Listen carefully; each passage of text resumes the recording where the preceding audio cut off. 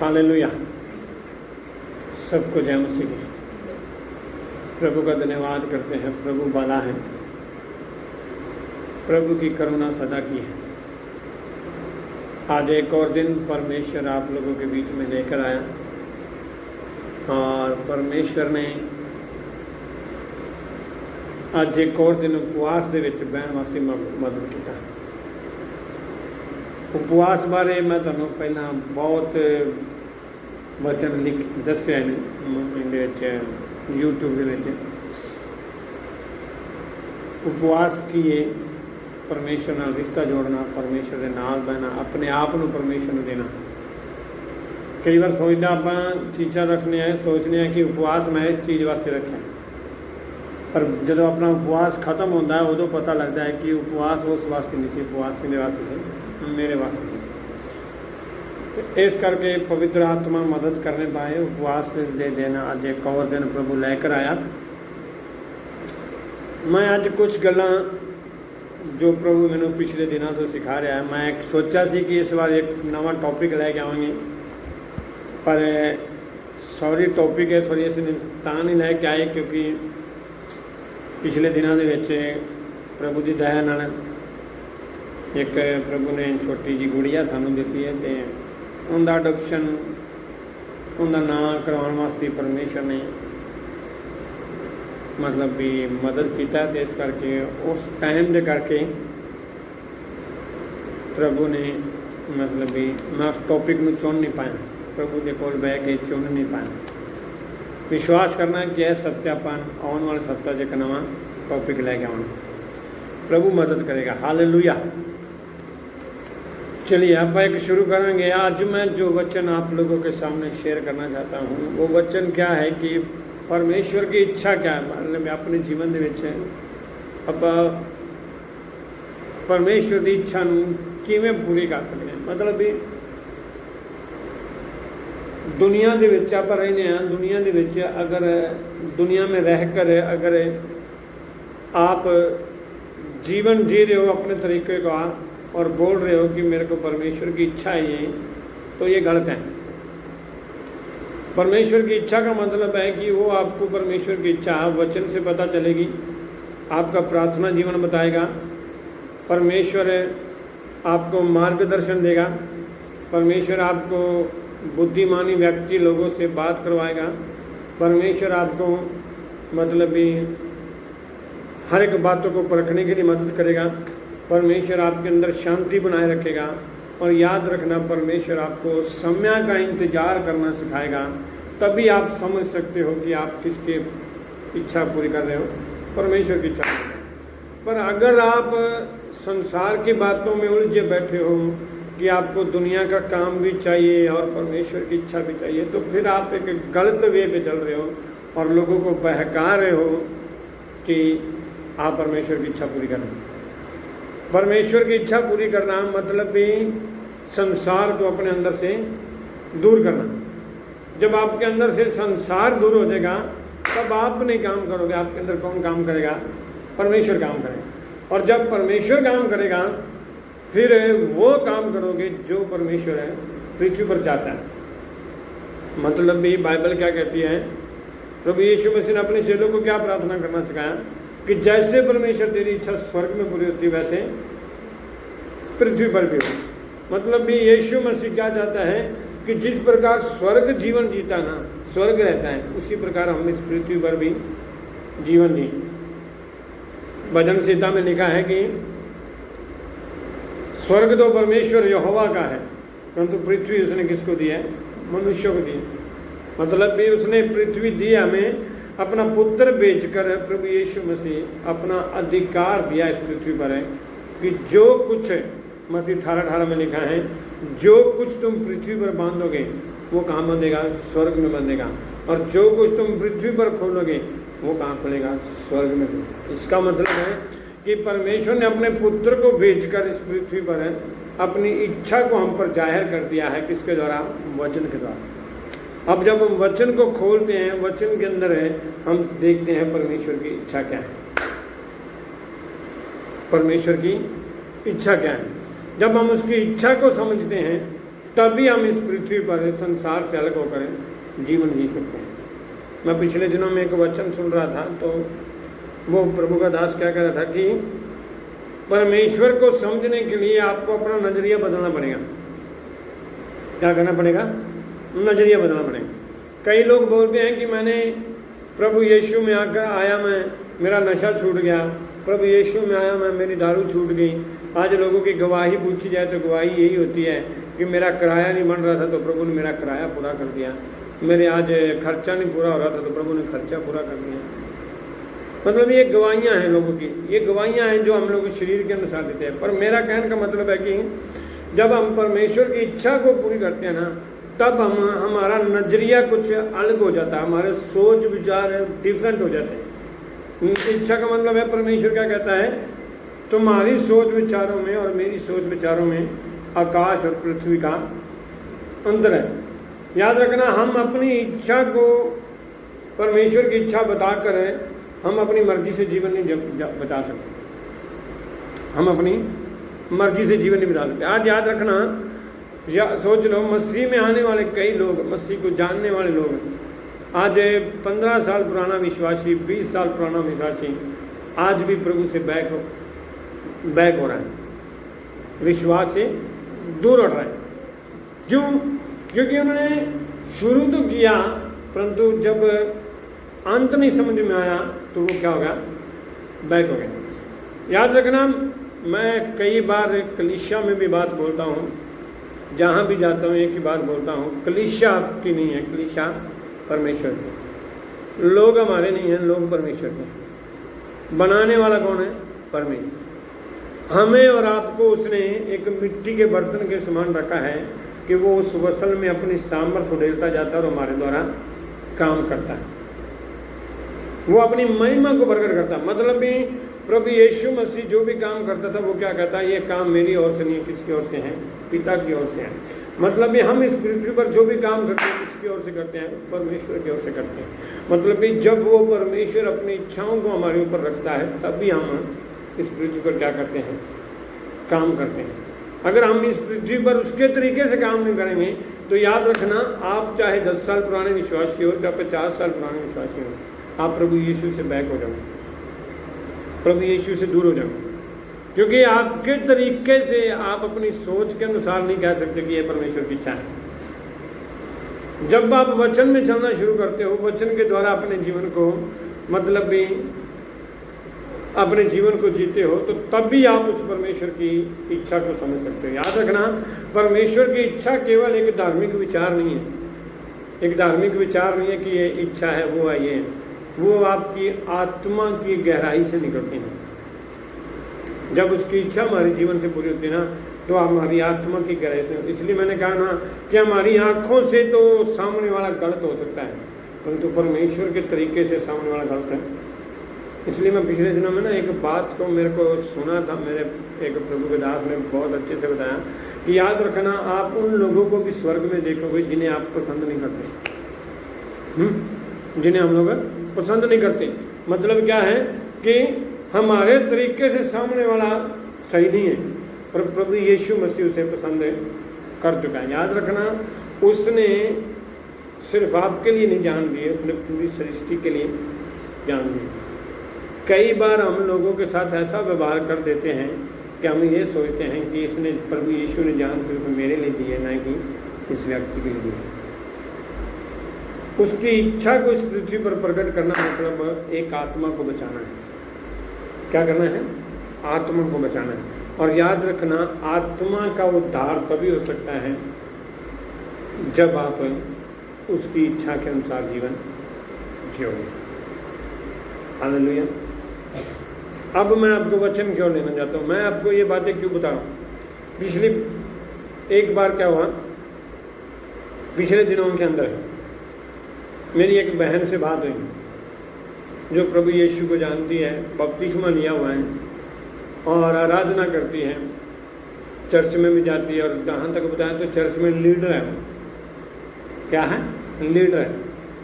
तो लीडर होने के बाद भी मेरी उससे जब बात हुई तो उस बहन ने क्या बोला कि आज तक मेरे को वो नहीं मिला जो मैं चाहती थी प्रभु से।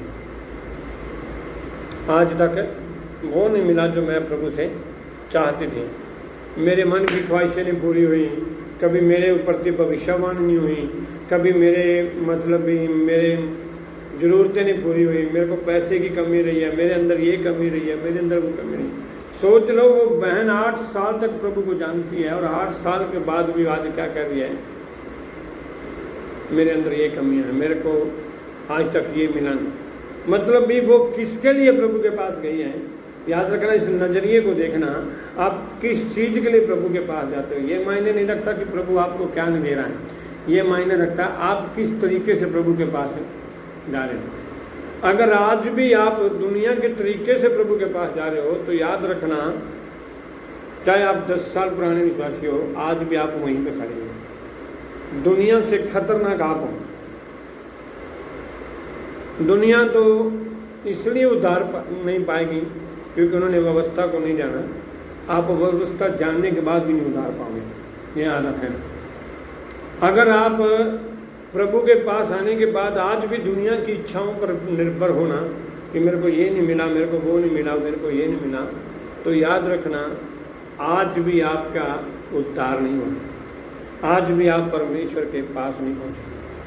परमेश्वर के पास पहुँचने के लिए उसकी इच्छाओं को समझना जरूरी होता है, और जब तक हम उसकी इच्छाओं को नहीं समझ पाते हम दुनिया का जीवन जीते हैं। तो उस बहन ने जब ये बातें बताई तो मेरे को बड़ा झटका लगा कि ये प्रभु, इतने साल पुराना व्यक्ति एकदम कैसे प्रभु से पीछे हट जाता। तो मेरे को कुछ वचन याद आए, मैं आपको वचन की ओर लेकर जाना चाहता हूँ। बाइबल में एक बात लिखी है, पहला यूहन्ना की पहली पत्री, उसका 2 अध्याय का 16 और 17, 15 से पढ़ लेते हैं हम। तुम न तो संसार से और न संसार में की वस्तुओं से प्रेम रखो। यदि कोई संसार से प्रेम रखता है तो उसमें पिता का प्रेम।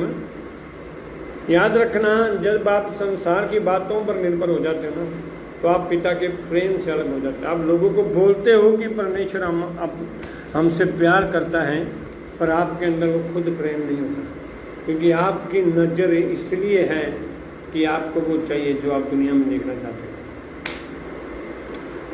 तो उसमें पिता का प्रेम नहीं है। 16 में लिखा है, क्योंकि जो कुछ संसार में है, याद रखना, जो कुछ संसार में है, संसार का मतलब क्या है, इस संसार का ईश्वर कौन है?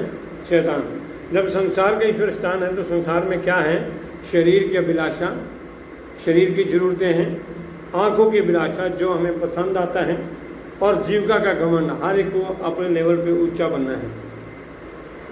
वह पिता की ओर से नहीं परंतु संसार की ओर से है। जो कुछ आप बाइबल बताती है संसार के अंदर है, आप शरीर के अनुसार जी रहे हो, आँखों की अभिलाषा के अनुसार जी रहे हो, अपने घमंड के अनुसार जी रहे हो, तो वो किसकी ओर से है? संसार की ओर से, न कि पिता की ओर से। और बाइबल क्या बताती है?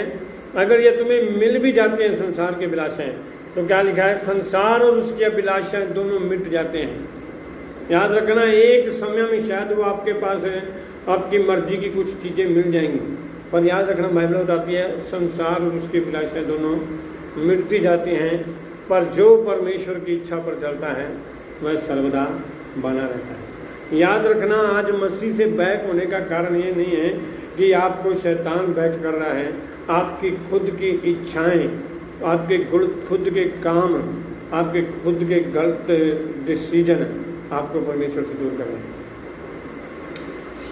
परमेश्वर से दूर ना होने का कारण ये नहीं है कि शैतान काम कर रहा है। शैतान की तो ताकत नहीं है वो आपके घर में घुस जाए, क्योंकि परमेश्वर ने जब परमेश्वर पर विश्वास किया उसी दिन शैतान का डेरा आपके घर छूट गया। याद रखना, आज अगर आप परमेश्वर से दूर भाग रहे हो तो इसलिए नहीं भाग रहे हो कि शैतान काम कर रहा है, इसलिए भाग रहा है क्योंकि आज भी आप अपनी इच्छाओं को परमेश्वर के सामने, मतलब भी इच्छाओं के अनुसार आप परमेश्वर के सामने आ रहे हो। जब आप परमेश्वर की इच्छा के अनुसार होंगे ना, तो याद रखना, दुनिया की कोई भी ताकत है परमेश्वर के प्रेम से आपको अलग नहीं कर सकती। हालेलुया। अब क्या बाइबल क्या बताती है? सोच लेना मैं आपको क्यों इस बातों को लेकर जाना चाहता हूँ। बाइबल क्या बताती है कि पुराना नियम के अंदर लिखा है, उत्पत्ति के अंदर है, उत्पत्ति के अंदर लिखा है, बाइबल कहती है कि परमेश्वर ने आदम को बनाया, पहले सारी सृष्टि को बनाया, सृष्टि को बनाने के बाद उसने कहा आओ हम मिलकर आदम को बनाएं। जैसे उसने आदम को बनाया, आदम के अंदर उसने अपना श्वास फूका। पहले वो मिट्टी था, पर जब उसके अंदर श्वास आया तो वो एक जीवित प्राणी बन गया। और जीवित प्राणी बनने के बाद क्या हो गया कि मतलब वो परमेश्वर ने उसको एक अदन की वाटिका दे दी कि इसमें रहना है मेरे को। फिर देखा परमेश्वर ने मनुष्य अकेला है, उसका अकेला रहना अच्छा नहीं है, इसलिए उसने उसके लिए क्या बना दी, हवा बना दी।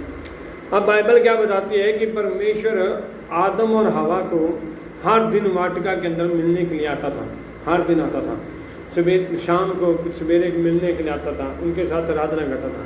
तो उस वाटिका का एक रूल था, परमेश्वर ने बोला था कि अगर आप मतलब भी आप यहाँ के सभी फल खा सकते हो, परंतु उस पेड़ का फल है नहीं खाना।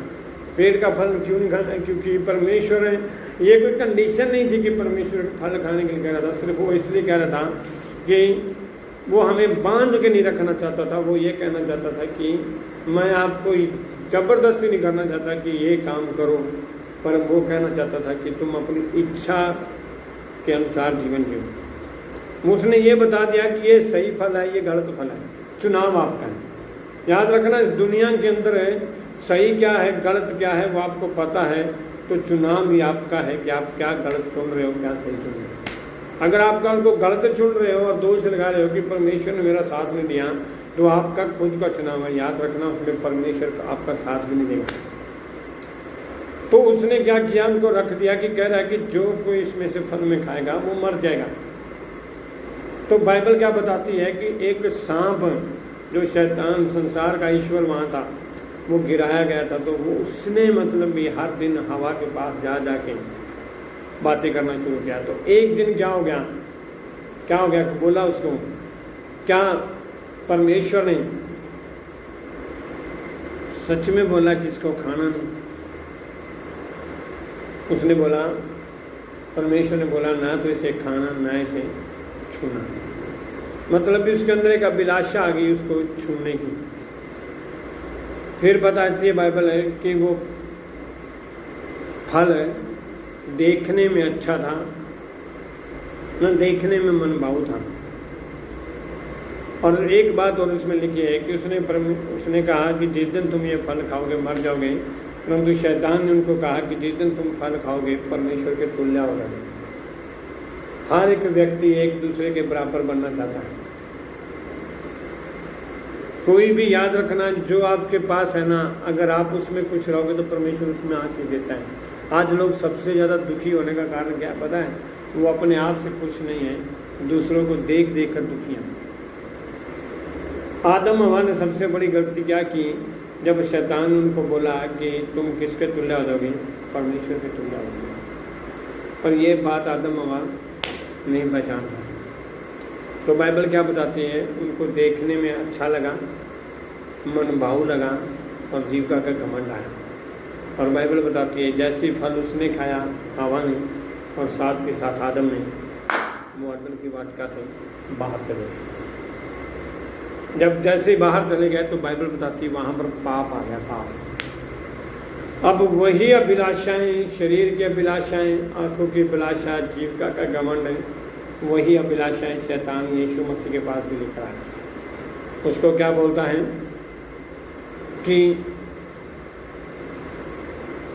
प्रभु यीशु मसीह जब उपवास करके बाहर आया तो बाइबल बताती है उसने पूछा, शैतान उसके पास गया कि क्या शरीर का एक अभिलाषा लेकर आया कि इस पत्थर को कह दे कि ये पत्थर क्या बन जाए, रोटी बन जाए। तो आगे से प्रभु यीशु का वचन क्या कहता है, मनुष्य केवल रोटी से नहीं परंतु परमेश्वर के वचन से भी जीवित रहता है।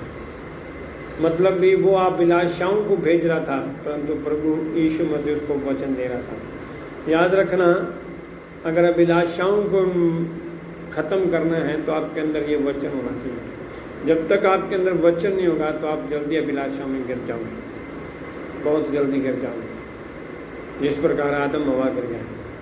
परंतु प्रभु यीशु मसीह वचन के कारण खड़ा रहा। अब वही अभिलाषा शैतान हम लोगों के ऊपर भी लेकर आ रहा है। मत्ती 4 अध्याय में अगर आप पढ़ोगे तो पहले शरीर के अभिलाषा आया, फिर आंखों की अभिलाषा दिखाकर बोला शैतान कि यीशु को कि ये सारा कुछ मैं तुझे दे दूँ, बस मेरे को दंडवत कर। प्रभु यीशु ने क्या कहा? परमेश्वर को छोड़ किसी को दंडवत ना करें। मेरा कहने का मतलब क्या है? सॉरी, ये अभिलाषाएं, ये जीविका का घमंड है, से आप मजबूत कब हो सकते हो? जब उसकी इच्छा पर चलते हैं। प्रभु यीशु मसीह को जैसे जैसे वो अभिलाषाएं बताता, वो वचन के द्वारा जवाब देता। अब नए नियम के अंदर आज भी वही अभिलाषाएं शैतान मसीह लोगों के ऊपर लेकर आता है। पता बाइबल क्या बताती है? एक व्यक्ति था जो प्रभु यीशु मसीह को बचपन से जानता, वो कहता मैं व्यवस्था को बचपन से जानता हूँ। प्रभु यीशु के पास आया, कहता मैं अनंत जीवन पाने के लिए क्या करूँ? उसने आगे से जवाब दिया कि तू आज्ञाओं को तो जानता है। कह रहा मैं बचपन से जानता हूँ। कब से जानता हूँ? बचपन से जानता हूँ। कहता तेरे पास आज भी एक बात की घटी है, क्या? तेरे पास धन को छोड़ और मेरे पीछे आना। बाइबल बताती है वो धन का नाम सुन के वैसे ही प्रभु से दूर हो गया। शरीर के अभिलाषा आ गई, शरीर के अभिलाषा आ गई, फिर आ गई जीविका का घमंड आ गया। फिर बाइबल बताती है कि जब यीशु मसीह के पीछे भीड़ चली आ रही थी और रोटी के लिए भीड़ चली जा रही थी, यूहन्ना रचित सुसमाचार 6 अध्याय में, तो बाइबल वहाँ क्या बताती है कि यीशु मसीह ने कहा कि तुम दुनिया की रोटी के लिए बस मत मेरे पीछे आओ, मैं तुम्हें जीवन की रोटी दूंगा। बाइबल बताती है कि वहाँ पर जितनी भीड़ थी सारे पीछे चले गए, यहाँ तक कि उसके 72 चेले जो उसके साथ थे वो भी वापस चले गए। किसकी वजह से? रोटी की वजह से। शरीर की अभिलाषा होगी ना। अब तीसरा वचन क्या कहता है? जब यीशु मसीह क्रूस पर मारा गया, गाड़ा गया, और जी उठने से पहले जब उसके चेलों ने देखा कि यीशु मसीह अब मारा गया है, तो बाइबल बताती है वो भी सारे बैक हो गए। वही शैतान पुराने नियम में लोगों को लेकर इस्तेमाल करता था, वही शैतान नए नियम में, और वही शैतान आज भी लोगों के अंदर। एक व्यक्ति ने प्रभु यीशु को छोड़ा पैसों की वजह से, एक व्यक्ति ने छोड़ा रोटियों की वजह से, चेलों ने छोड़ा काम की वजह से। आज भी कई लोग, 90% लोग, मैं सच कह रहा हूँ, मैं चर्चों के अंदर पैसों की वजह से, रोटी की वजह से, काम की वजह से चर्च में आना पसंद नहीं करते। पूरे 6 दिन घर में बैठे रहेंगे, जिस दिन संडे का टाइम होगा उसी दिन क्या कहेंगे? हमें काम पर जाना है। तो मुंह से वर्ड क्या बोलेगा? हम परमेश्वर की इच्छा पर चलेंगे। सोच, आप एक संडे चर्च में नहीं आ रहे हो तो क्या बोल रहे हो? मैं परमेश्वर की इच्छा को भूल रहा हूँ। आपको लगता है कि शैतान मेरे घर में लड़ाइयाँ पा रहा है, शैतान मेरे घर में समस्या लेकर आ रहा है। कभी बैठकर सोचा है कि ये लड़ाइयाँ आई थी किस वजह से? पैसे की वजह से, रोटी की वजह से, या आपके काम की वजह से? आपको नहीं पता। मैं आपको एक उदाहरण बताता हूँ। पिछले दिनों में एक भाई था और वो 2-3 महीने से प्रभु के लिए हर महीने वो बीज बोता था, और एक बार उसने प्रभु के लिए बीज नहीं बोया तो क्या हो गया कि उसका पूरा काम रुक गया। और रुकने के बाद वो कई जगह पर, उसको लड़की का एडमिशन कराना था, कई जगह पर गया और एडमिशन नहीं हुआ। पर एक दिन प्रभु ने उसके मन में डाला और उसने कहा कि मैं प्रभु के लिए कुछ देना चाहता हूँ। जैसे उसने प्रभु के लिए कुछ दिया, उसकी लड़की का एडमिशन नहीं हो गया। मेरा कहने का मतलब है कि आपको खुद नहीं पता है कि हमारे कौन कौन से कामों की वजह से हम परमेश्वर के दूर होते जा रहे हैं। याद रखना, आज हमें लगता है कि ये संसार की बातें हमारे लिए ज़रूरी हैं।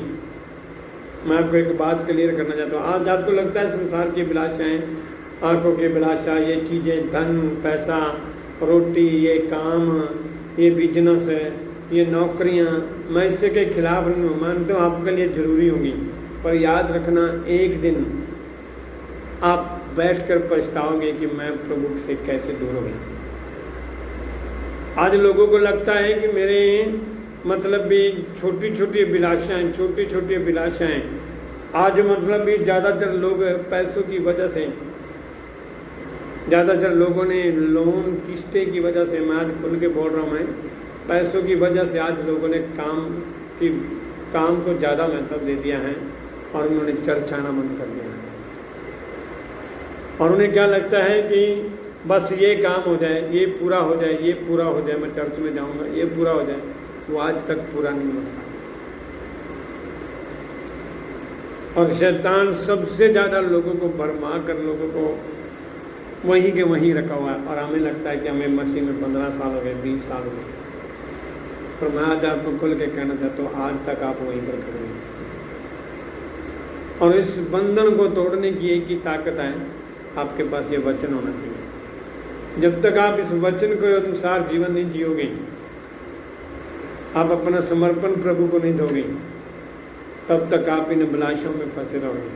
आज पता है 100 में से 90% लोग हैं, चर्चों में भीड़ें कम क्यों होगी? आज लोगों को प्रोस्पेरिटी, चमत्कार क्यों चाहिए? इस धन रोटी की वजह से, पैसे की वजह से, काम की वजह से। आज क्यों लोग चर्च छोड़ के भाग रहे हैं?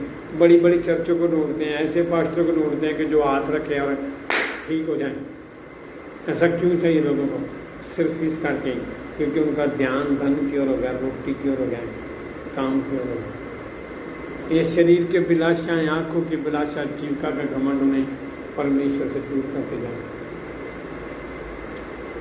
और जितना उन्हें परमेश्वर से वो दूर करते जा रहा है, उतना वो परमेश्वर की इच्छा से दूर रखते जा रहे हैं। मैं आज आपको एक बात बताऊं, आज मैं परमेश्वर की इच्छा का मतलब पता क्या है?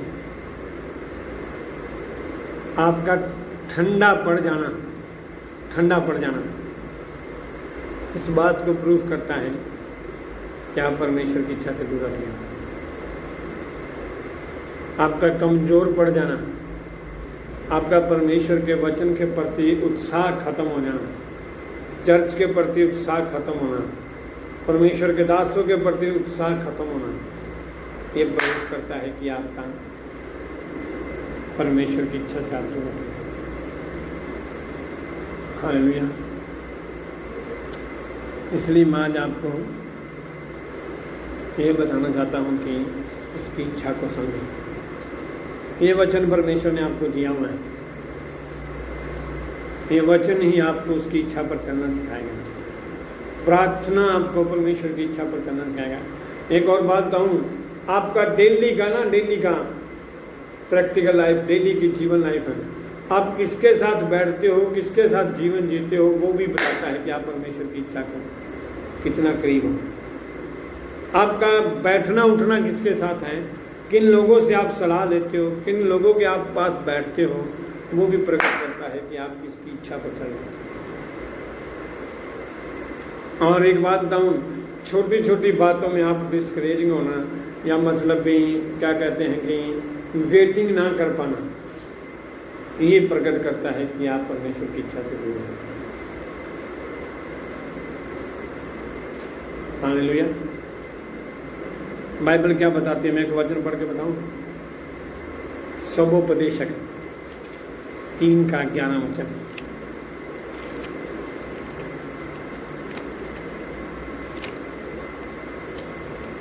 सुलेमान ने बहुत बड़ी अपने अनुभव से बताया है। मैं क्यों अनुभव कह रहा हूँ? क्योंकि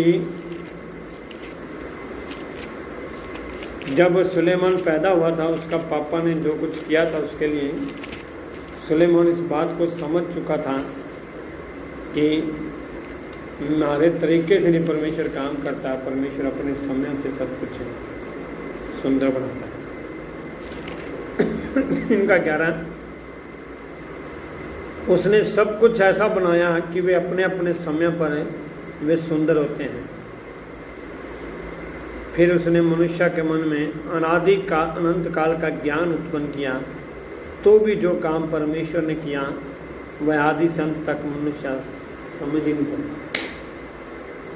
याद रखना, उसकी इच्छा पर निर्भर होना, उसके समय को वेट करना। याद रखना, यहाँ पर सुलेमान एक बात कहता है कि जो मनुष्य परमेश्वर मनुष्य के लिए करता है ना, वो मनुष्य आदि से अनंत तक ना उसे समझ ही नहीं सकता। क्यों नहीं समझ सकता? क्योंकि परमेश्वर जो भी काम करता है अपने समय पर, अपने तरीके के अनुसार।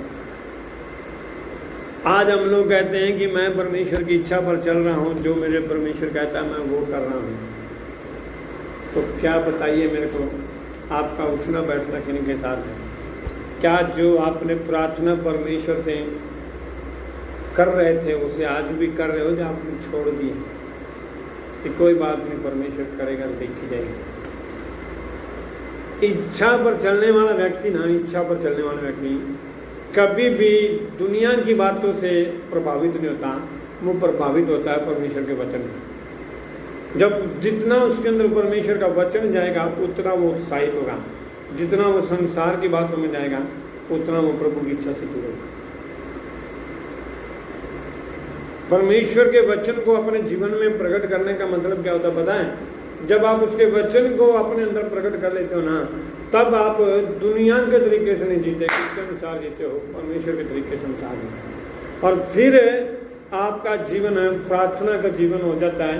फिर वो वचन आपको अच्छे अच्छे लोगों के पास लेकर जाएगा, परमेश्वर का समय का भेंट कराना चाहेगा। क्यों समय? मैं समय के बारे में क्यों बात कर रहा हूँ? मैं एक लास्ट बात बताना चाहता हूँ।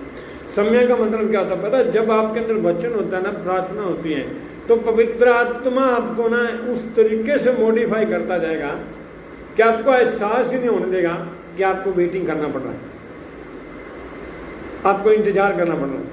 मतलब भी जैसे जैसे आप वचन प्रार्थना में मजबूत हो जाएंगे, पवित्र आत्मा आपको इतना उत्साहित कर देगा, इतना आनंदित कर देगा कि आपके पास चाहे 10 साल भी आपको गुजर जाए ना, तो आपको लगेगा नहीं कि मेरे को वेटिंग करना पड़ रहा है। आपको ऐसा लगेगा कि जैसे सब कुछ मेरे पास है।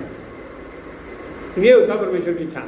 इसका मतलब ये नहीं है कि आप परमेश्वर की इच्छा करो तो परमेश्वर आपको आज गाड़ी दे देगा, कल को बंगला दे देगा, कल को पूरी बड़ी चर्च दे देगा, फिर ऐसे ऐसे हो जाएगा। नहीं, उसका मतलब क्या है कि वो आपको वचन और प्रार्थना में जब आपका मन लग जाएगा ना, पवित्र आत्मा ऐसा आपको जीवन दे देगा कि आपको लगेगा ही नहीं कि मेरे को कितने साल हो गए।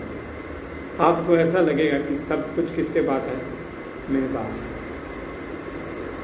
इसलिए उसने कहा ना, सबसे पहले परमेश्वर के राज्य और धर्म की खोज करो तो तुम्हें सब वस्तु में मिल जाएगा। जो व्यक्ति उसकी इच्छा पर चलता है ना, वो कभी भी संसार की बातों पर निर्भर नहीं होता। उसे चाहे मिले चाहे ना मिले, वो फिर भी उसी में न मिल रहे। हालेलुया। प्रभु इस वचन के द्वारा आप लोगों को आशीष करें, ब्लेस करें। सबके जय।